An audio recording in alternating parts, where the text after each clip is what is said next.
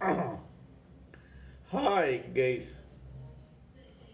how are you all today evening? Good evening. Today is 2nd March 2022.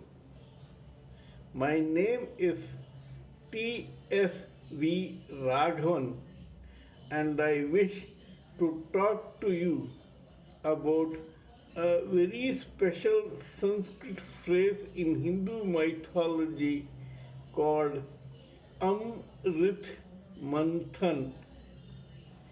I live in Chennai, Tamil Nadu, India. Now, Amrit Manthan in English means Amrit means nectar and Manthan means churning. Let us go through this incident step by step to find the inner meaning behind this particular phrase. There was a very talented, erudite, and intelligent sage called Durvasa who had all the plus points, but alas, he was a very short tempered person. He got angry very easily. Whenever somebody knowingly or unknowingly rubbed him on the wrong side, sage Durvasa used to curse that person. One day, knowingly or unknowingly, Indra, the king of the demigods, rubbed sage Durvasa on the wrong side. Sage Durvasa got very angry. When he got very angry, he cursed King Indra and all the demigods that henceforth they will lose all their energy and strength. When they were thus cursed, Indra and the demigods got very worried because their arch rivals, the demons, were getting more and more powerful, and they had sage, a sage with them who was called Shukracharya, who could wake them up from death through a particular magic. Now, the demigods did not know what to do. They went and prayed to the Lord Vishnu.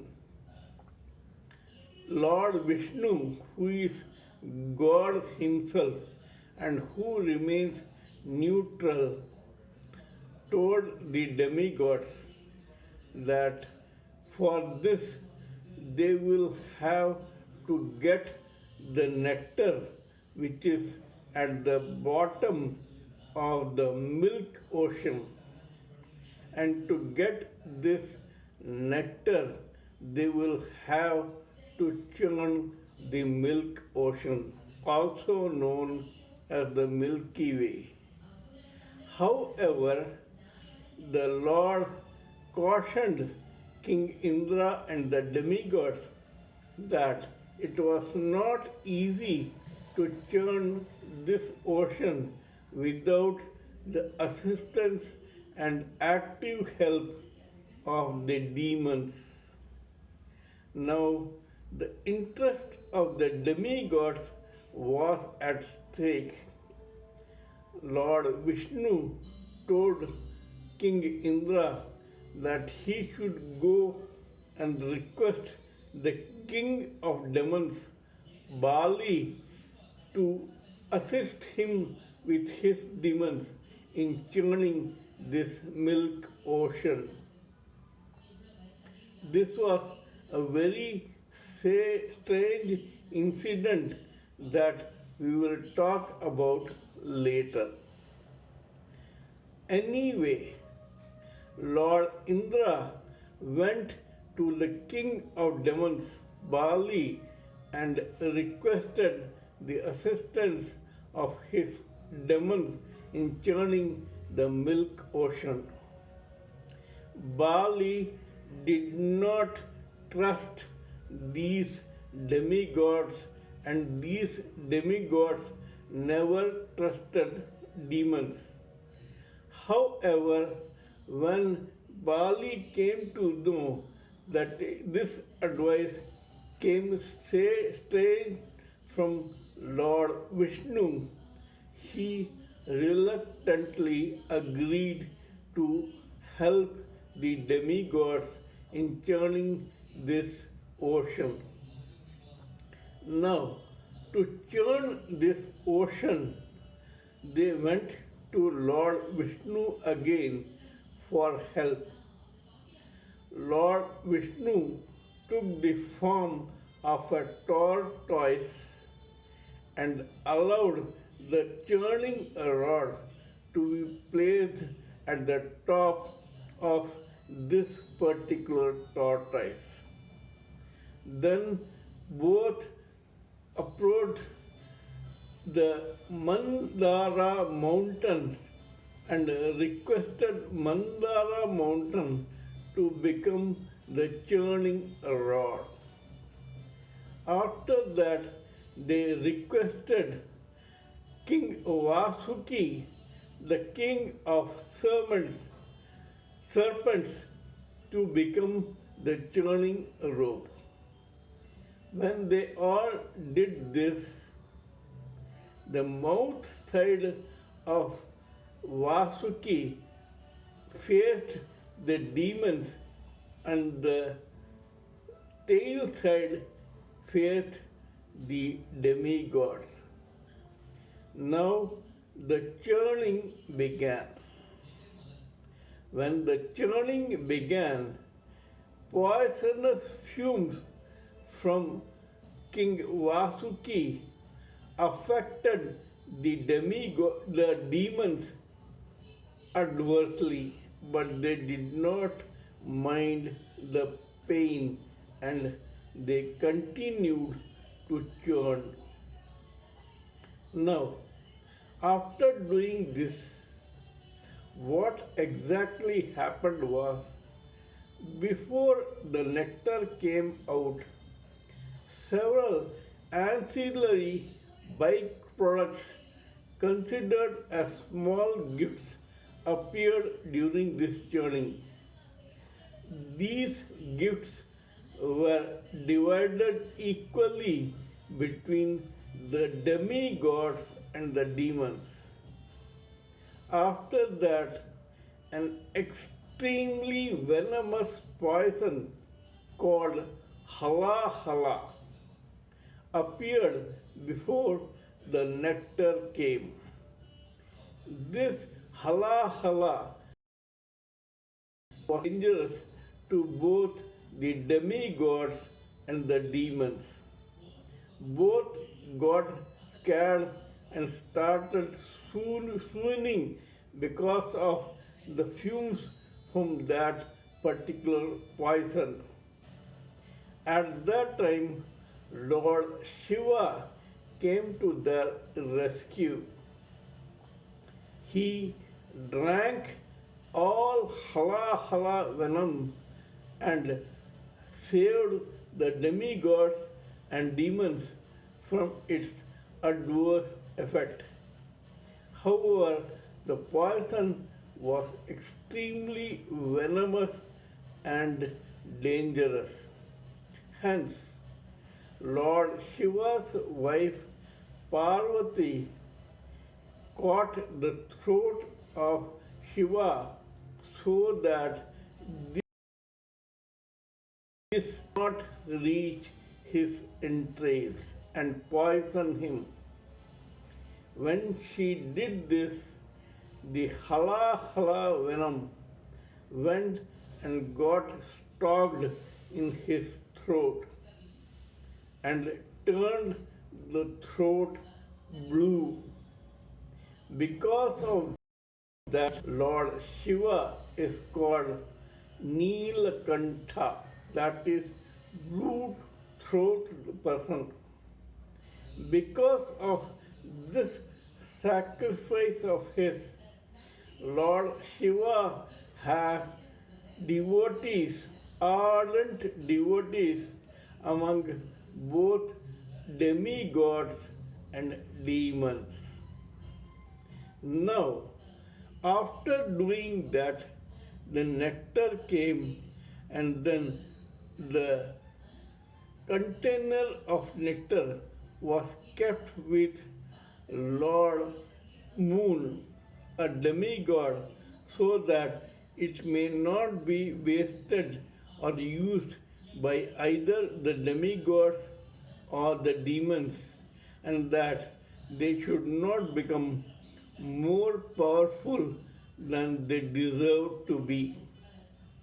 This is the story of this churning of the milk ocean. Now we will talk about the intrinsic meaning of this churning of milk ocean. First of all, here the demigods lost all their strength. Second, they went to God for help. Third, Lord asked them to take the help of the demons. Now, in this process, Lord became the tortoise on which the Mount Mandara was placed as the churning rod, and King Vasuki, the king of servants, became the churning rope. What does this mean? It means that God is neutral. He is neither with the demigods nor with the demons. He is neutral. Mount Mandara is divine. This divine mountain Mandara, which was a part of demigods, became the churning rod. And King Vasuki, the king of serpents, who is a demon, became the churning rope. This shows that with God in the neutral position, we need both the divine and the demonic side of our individual psyche to churn the nectar from our own milk ocean. This milk ocean is our own destiny. This nectar is at the core of our individual psyche. We are a combination of both divine and demonic qualities. Both are important to take and execute some task. Whenever a task is executed in the initial stages, some gifts like intelligence, experience, sense of humor, and other such gifts appear in the beginning. These gifts are shared equally between the negative and the positive side of a living entity. The divine side gets half and the demonic side gets the other half. Because God is neutral, he becomes the churning rod.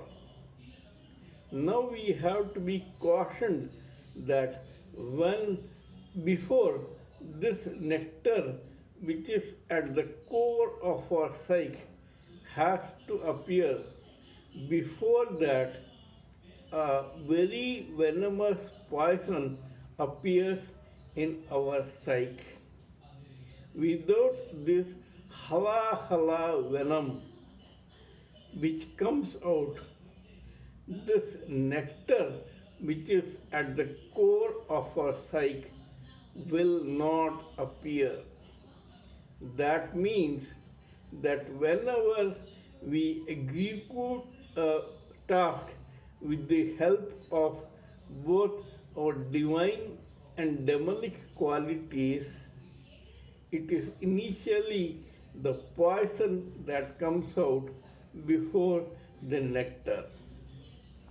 Now, in every family or society or community or country, etc., there is a collective churning of nectar both for the divine and the demonic beings. When this is done, before the nectar appears, the hala hala poison comes first. At that time, we need a person like Lord Shiva in our own society to bail us all out so that we may not be harmed. This person drinks all the poison so that we, the divine and the demonic, may share the nectar. This person is like Lord Shiva. He takes all the pain for the sake of his family, society, community, country, etc. Without the help of such a person, the family, the society, the community, the country cannot prosper.